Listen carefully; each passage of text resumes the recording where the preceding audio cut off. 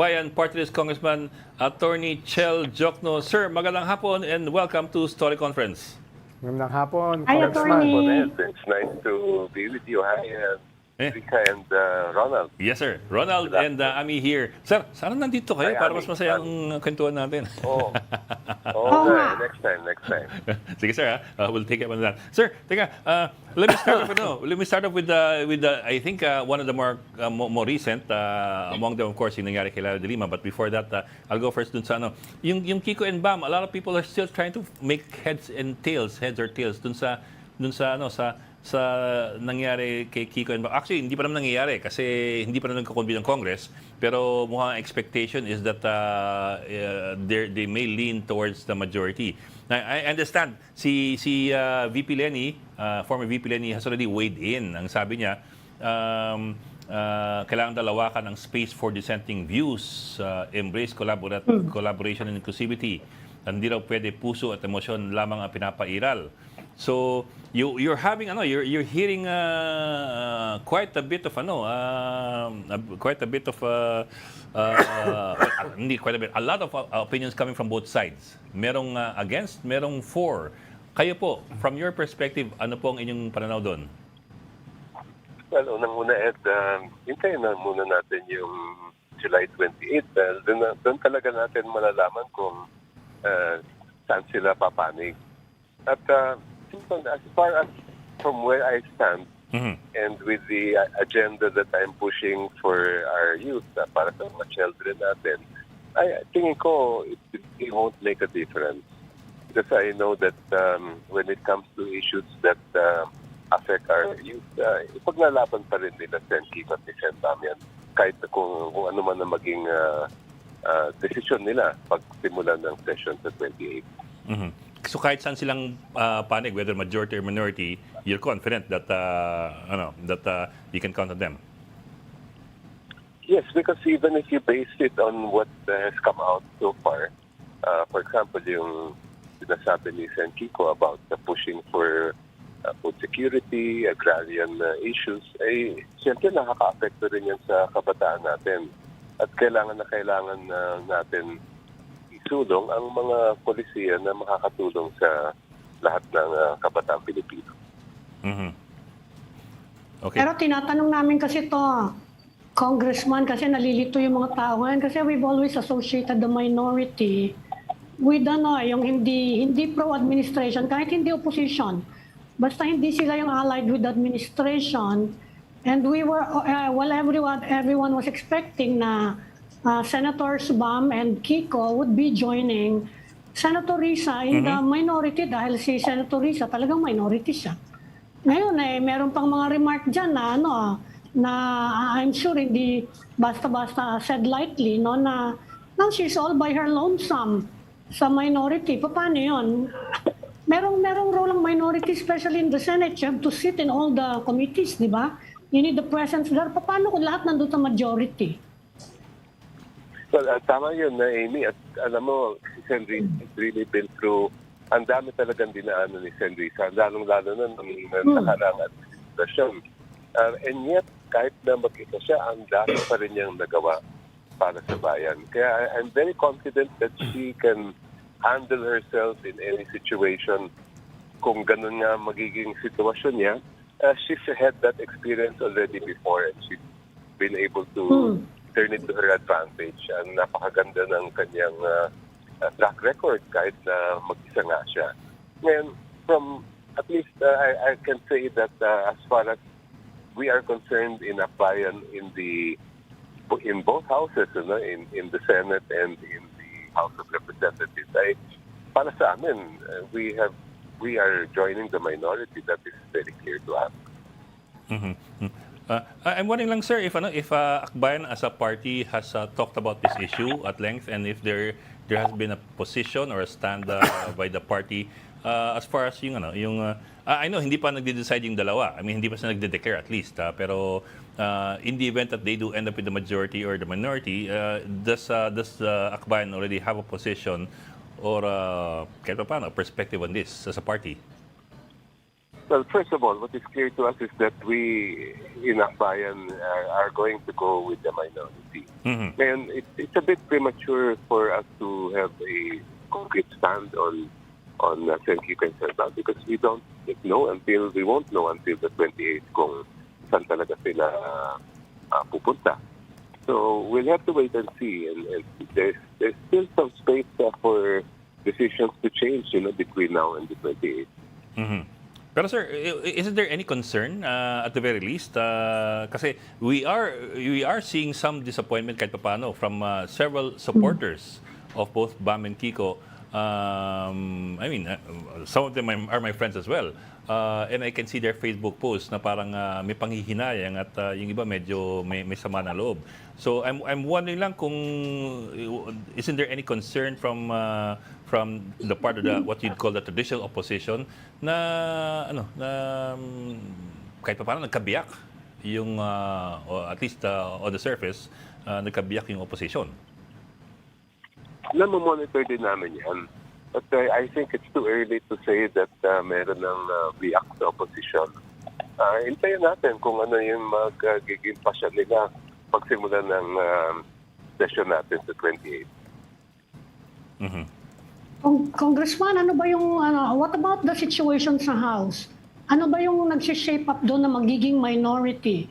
Kasi apart from the traditional opposition, yung naging bagong definition ng minority in the past congresses kung sino hindi boboto dun sa speaker, yun ang minority Kahit member siya ng supermajority. Tapos meron tayo ngayon, the emergent new opposition, quote-unquote, na talagang anti-administration. Na I don't think magiging kakampi ninyo dahil inimpeach nyo yung head nila ngayon ng gobyerno, yung new opposition na yan. So ano yung magiging definition kaya ng minority sa House naman in the 20th Congress? Ang daming mga terminology ngayon na meron ng new opposition. Well, definitely, kung yun sa sinasabi ninyong new opposition, there's no way that we will be allied with them. Now, but I think looking forward, that the minority in the House will not be comprised of the new opposition, and that is where we hope to be. Pero paano kaya yon? Kasi medyo nalilito lang kami. Paano kaya yung allotment no ng bahala na yung House leadership siguro, yung mga committees. Kasi yun nga nabanggit ko, in Senate and the House, yung minority must have a presence in all the committees, di ba? Paano yun kung hindi kasama ng minority yung isang grupo? Siguro naman medyo malaki-laki din yun. Medyo considerable din yung yung following nila doon. Paano yung ganon? Una, hindi rin natin malalaman yung kung gaano ka-solid ang following yan hanggat magsimula yung session. At pangalawa, kung gano'n na mangyayari sa kanila, they will really they will have to form their own block. But if you, as you said, kung hindi ka membro ng majority o ng minority, ay wala kang makukuhang mga committee memberships, lalo na ang chairmanship. So, Sir, let me look back lang to the previous congresses ng panahon ni Digong. I think in 2016 Congress or 2019 Congress, I remember merong may majority, may minority, merong Magnificent Seven. That's comprised of Teddy Bagilat, si Ed Selagman. These were minority pa rin sila. But they were not they were not part of the minority. Ano kasi 'di ba? Sabi nga amin 'di ba? Pag ikaw tumakbo sa pagka-speaker tapos natalo ka, automatically ikaw yung minority. Kahit minority yung mga yon, they were all pro-Digong. Majority sila. they're still all mostly pro-Digong. So kaya bumukod yung Magnificent Seven kung tawagin. Ito yung minority na hindi minority because they were smaller in number, but they were they were critical of Duterte. So we had that situation then I remember that very distinctly kasi pinag-aawayan ng matagal na panahon yung sino ba talaga tunay na minority? Yung minority ba talaga ay yung critical sa administrasyon o yung minority ba talaga yung hindi lang nanalo Well, as far doon as sa ano? Congress is concerned, dalawa lang yon. Mm. Label mo na lang yun sa mga sarili nyo. Mm. No, parang brand nyo na lang yon. Pero technically, nasa minority ka. But I'm wondering lang, sir, Attorney Chal, kayo, sa tingin nyo, saan kayo babagsak? Well, sa pagkaintindi ko ng existing rules ngayon ng House, those who do not vote for the Speaker, ibig sabihin nun, iba ang binoto nila o Yun ang kaya minority. nag-abstain, Yes, sir. they will be the ones to have their own caucus and Yes, choose sir. the minority leader and the other officers. Yeah. So, yun yung nakikita namin na mangyayari dahil yan ang nasa rule. Now, as far as we are concerned, there's no way. We feel that we will be in the best position to serve the country in the minority. We do not see any that we will be able to contribute if we join the majority. So, talagang doon kami papanik. Mhm. No, sir. I was trying to make the nuancing within the minority. I mean, kasi there's always a possibility that minority would be dominated by, for example, the pro-Duterte bloc. Yeah.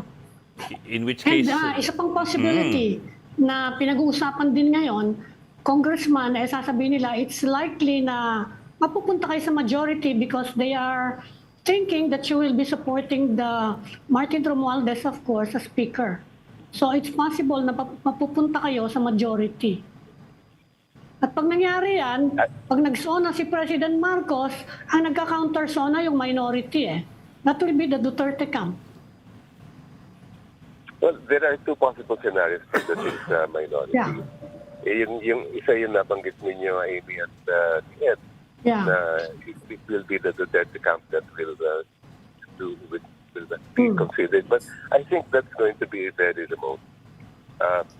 In fact, Yeah. as far as Bayan is concerned, this is we've already said this publicly. We are supporting minority leader Libanan as in terms of the minority. Now, if that happens, that's why I'm saying that wala kami nakikita scenario na kami ay sasali sa majority. That's very clear to us. Okay. Saka mukhang Ami, in terms of numbers, at least initial numbers, Yeah. mukhang si Libanon ang mananalo as minority. sa minority. Magma-minority. Oo. Ngayon, ang may dilema, yung mga Duterte. Sila ba ay sasama sa minority o tatawagin din nila yung sarili nila independent minority? Yeah. that phrase, independent But minority. technically, kung hindi sila boboto sa majority, technically nasa minority sila. Pero Minority sila. pero hindi yeah. sila yung kandon. Hindi sila yung leader. Oo. Sige, ito pa, yung mga nuancing lang ng terminology natin. Nuancing na rin. Accurate pa rin ba, accurate pa rin ba, Congressman, na sabihin, i-describe yung minority as the opposition? Kasi for the longest time, yun ang iniisip natin Pag sinabi mong minority sa Senate and the House, opposition yung tingin namin doon Sa ngayon, ganun pa rin ba? Well, I cannot speak for others who would be joining the minority kung sa nakikita natin scenario. Pero as far as we are concerned, we will call out whoever it is who's abusing power. It doesn't matter to us kung saan galing, saan kampo yan. And I think that we will have other colleagues who will do the same. Yeah. For example, sila Kong Laila de Lima and then others who are also progressively minded as we are. I'm sure they will not hesitate to call out when needed. Siguro yung mahalaga ngayon, Ami, Ed, ay nangyayari lahat itong usapin ng minority, majority, sa context nung kinuha si Digong ng ICC. Sa context ng may impeachment si Vice President Sara na ongoing ngayon sa Senado. At saka sa context na kakatapos lang ng midterm election. At panghuli ay ang susunod na election is a presidential election sa 2028. So, yung usapin ng minority majority may shape yung direksyon papuntang 2028. Sino ba maglalaban sa 2028? So, yan yung additional context dito sa pinag-uusapan natin. Sir, pahabol lang. Before we move on to other issues like the impeachment, di ba, you're being looked at as one of those to be tapped as a part of the prosecution dun sa impeachment, of course, against former Senator Laila de Lima. May bearing ho ba dun if you are part of the majority or minority, or walang bearing yun? You can be part of the impeachment prosecution team even if you're in the minority? Wala naman ako nakikitang magiging problema pagka ganun. For example, Congressman, are you formally a member na of the prosecution Ay, hindi pa po. team? Not yet. We will only know once the sessions open and if we are appointed by the House. Pero you are aware of the Supreme Court order to the House, ano? Baka pwede namin Yes, kayo hinga yes, ng sir. comment dun sa ano, yung nire-raise nga na point ni Ronald na tinatanong yung mga prosecutors, tinatanong ng House actually, Yung bumoto. nabasa ba ng mga member ng House yung complaint? Oo, well, yung ganito, ilagay natin. ganong takbo ng tanong, Yes. kasi Ilagay merong mga natin sa nagsasabi, yung takbo nung order ng Supreme Court, parang nagve-venture na sila into being a trier of facts na hindi dapat mangyari. In fact, may comment nga si former Supreme Court Justice Carpio, dapat daw the Supreme Court should limit itself to constitutional issues. Kung nabasa niyo po yung order ng Supreme Court, baka meron kayong comment. Hindi pa naman kayo member ng prosecution, hindi pa naman kayo maano siguro. May mas Ma-censure. malalim. May mas malalim na issue dyan eh. Kasi Yes. there are two different powers at issue here. Yung una, Yes. yung kapangyarihan ng Supreme Court na maging check sa grave abuse of discretion. Sa Constitution yan. Yes. Yung pangalawa, yung sole power ng Senado bilang impeachment court To to impeach. hear Yeah. and decide the impeachment case. Ngayon, nag-convene na ang impeachment court. So, nandyan na siya. Ang tanong, for example, maraming mga pwedeng maging very maging hairy issue dito. Number one, puro tanong ito can the Supreme Court, using its power to check grave abuse of discretion, order the Senate as an impeachment court to submit information? Para sa akin, malaking tanong yon. Kasi nag-convene na ang Senate. And once the Senate convenes as an impeachment court, it is the only exclusive power to try and decide the case. So, Yeah. the Senate as an impeachment court is not part of the judicial branch. I don't think that there's going to be a big constitutional issue. Can that happen? Second, yung issue ng the government will have to find a way and the country will have to find a way. How do you balance those two powers? Klarong-klaro sa ating konstitusyon. Pag maupo na ang mga senator bilang judge at convene ang impeachment court, sila at sila lang ang pwedeng maghusga sa impeachment case. Now, what happens if, let's say, the House and the Senate submit the required information to the Supreme Court, and then, ang scenario lang ito, and then the Supreme Court says, well, all of this is invalid. Pero ang sabihin naman ng impeachment court, ay hindi, tutuloy namin ang trial. Ay ngayon, magkakaroon talaga ng constitutional crisis yan pag ganun ang mangyari. All of this could have been avoided. Number one, if the Senate had already started the impeachment trial months ago, Yeah. then hindi na ito magiging issue now. Or number two, if the Supreme Court had issued this directive before the Senate convened, yung mga petition na inihain sa Supreme Court, February pa yun final. Yeah. So there was a lot of time 4 for the months. court to have issued this directive earlier. Ngayon na lumabas lang ito ngayon at nandyan na yung impeachment court, this is going to raise a very unprecedented constitutional issue.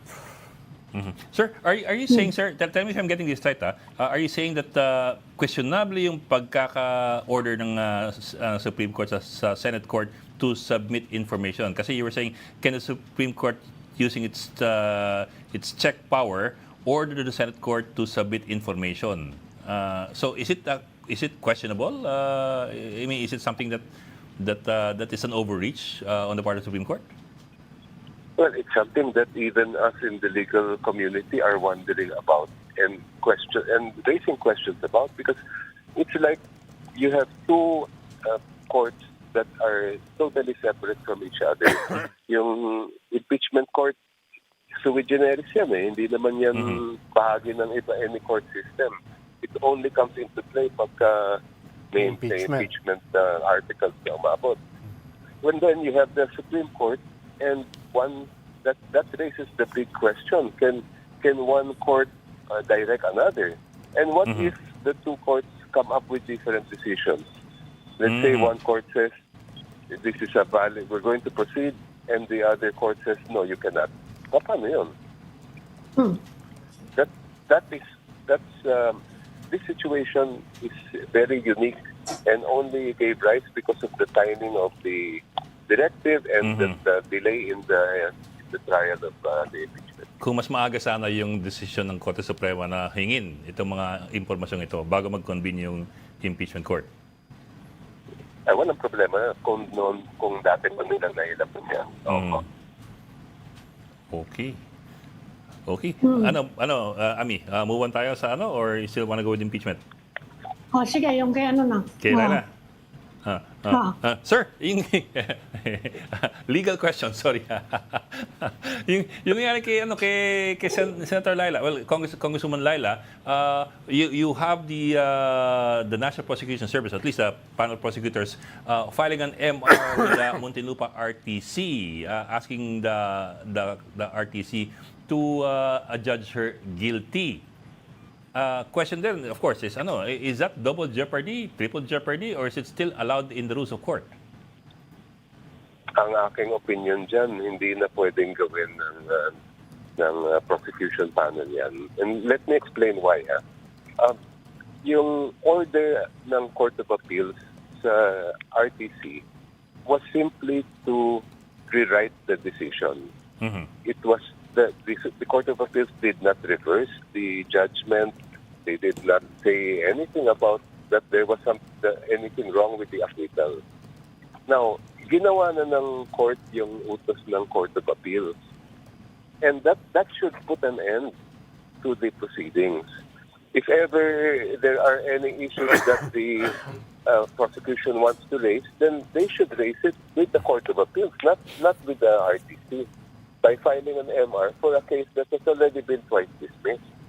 Yeah, I really don't see how that can fly yung kanilang MR. Kung may ganito bang precedent na alam kayo? Does it happen ba in other cases? Not in the first place, wala akong alam na precedent na yung ginawa ng Court of Appeals na pinalik nila sa RTC to rewrite the decision. That to me is unique, and that's something that I am not aware has happened before in the annals of our judicial history. Of course, there have been situations where similar orders are made, pero ibang-iba ang context sa context nito. Pero sir, yung for So example, yung Court of Appeals, pwede mong i-MR. Yung order ng Court of Appeals, pwede ba yung i-MR? Di ba entitled to one MR? Ang maaari nilang gawin na ini ay from the Court of Appeals, iakyat nila sa Supreme Court. Acquittal. But you know, for me, Pero acquittal yan eh. Ang pwede lang iakyat, di ba, conviction?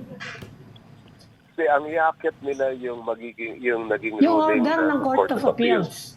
Oo, To rewrite. hindi mismo yung... Pero bago siya umakit sa Supreme Court, di ba kailangan mag-MR sila? You have to exhaust all remedies first. Hindi. It's not required in all situations, especially in a situation ganun. like this.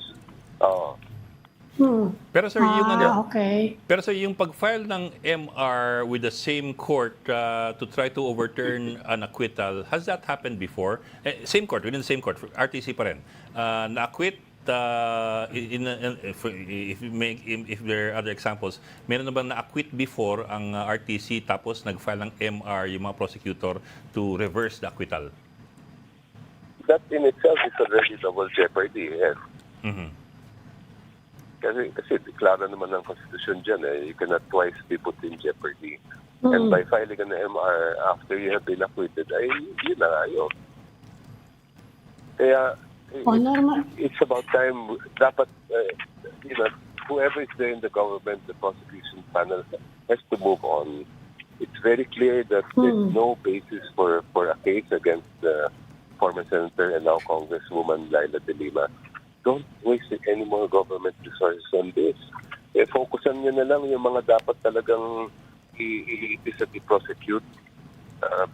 Let Kong Laila serve the people as she should be doing. Well, in the meantime, may nagbabalak daw sila Congresswoman Laila De Lima, yung camp niya, mag-file naman ng case against the prosecutors. Meron bang ano yun? Malakas ba chance noon to prosper kung sakasakali? Wrongful prosecution or malicious prosecution or I don't know what you call it. Yes, malakas ba sa chance tingin noon ko, sa legal system natin? Well, I'm not sure kung ano talaga yung pinaplano nila Congresswoman Laila, pero dapat lang man lang ay magkaroon din ng pananagutan yung mga pumipilit na ibaliktad yung klarong-klarong acquittal na dapat na maging final na. Okay. Ikaw, Bok, habol ka. Si Tito Ronald, ano? Hindi, nabigyan ko lang yung aking legal opinion earlier sa double, triple jeopardy. So, magde-defer na ako sa tunay na abogado. No, magde-defer na ako. Kanina nagpapanggap lang ako learned eh. To the former chairman Hindi, of the kumustahin Philippine ko lang, Justice Group. pahabol. May time pa ba tayo? May konti pa, Bok, pero quickly na lang kasi magagap na tayo. Sige na, go. Hindi, kumustahin ko lang yung mga preparation ng opposition kasi yan ang sinasabing, yun ang mga speculation ngayon eh. How is the opposition traditional, not the new one, preparing for 2028? Kasi with the showing ninyo in May, lumakas siya na inaasahan ng mga tao and they were expecting, kaya nga maraming ganyang question kay Bam and Kiko, they were expecting magko-consolidate kayo para malakas yung, yung slate in 2028. Kumusta yung ganyan ngayon at this point, Congressman, sa opposition? Uulitin ko lang yung sinabi na ni Sen. Risa Ontiveros na dapat magkaroon ng proseso ang opposition na ngayon pa lang, maaga pa lang, ay pag-usapan na natin kung paano yung pagpipili ng standard bearer for 2028. We have to learn from our past experiences that we cannot wait and we must already be preparing now na. Yeah. Yeah. Okay. Sir, pabol na lang before we let you go. I think you filed a bill on regulating or tightening regulations on and access to e-gambling websites. Can you run us quickly through that? What do you have in mind? And I know you're against a total ban kasi it will just drive these sites underground. Pero what kind of restrictions are you looking at? Well, first of all, we're not against a total ban, but we do not think it will work at present. Okay. That's why what we're calling for is a very strict regulation of online gambling, so that they will still be within our grasp and we will be able to control them. Mahirap kung mag-undergraft na lahat yan, talaga mas mahirap talagang ma-enforce ang batas. Now, what does our bill contain? Unang-una, very strict enforcement of the no access below 21 years old, very strict know your customer protocol, very strict limits that will be set by PAGCOR on how much you can bet, an individual can bet on a daily, weekly, and monthly basis, and how much you can lose. Kung ilan ang gaano kalaki ang pwede mong maipatalo. At kung ikaw ay lumampas doon sa mga limit, automatic na hindi ka pwede makakapagsugal online. Aside from that, meron pa kaming ipapataw na SIM tax, 10% on online gambling platforms. That will go to rehabilitation of those with gambling addiction, education, research, and campaigns, national campaigns. Meron pa kaming provision doon na bawal ang advertising, bawal mag-advertise on all the platforms, na hindi lang naman online, pati traditional media, etc. At hindi rin pwedeng gamitin yung tinatawag natin ng mga super app na may magkakalink sila doon sa mga online gambling platforms. We are doing this because sa tingin namin, ang talagang nalululong dyan ang ating mga kabataan at yung mga manggagawa din natin. And it's about time that there will be strict enforcement of this practice because of the social cost to our country. Okay, with that, we'd like to say thank you very much to Akbayan Party List Congressman Attorney Chel Diokno. Sir, next time, dito tayo sa studio para, mas masaya, para si Ronald makaano. Makaalis. Sobrang tahimik ni Ronald Subdued. Thank you, Subdued siya, Congressman. Sir, Sige po. maraming salamat po. Thank you, Ingat po. Thank you.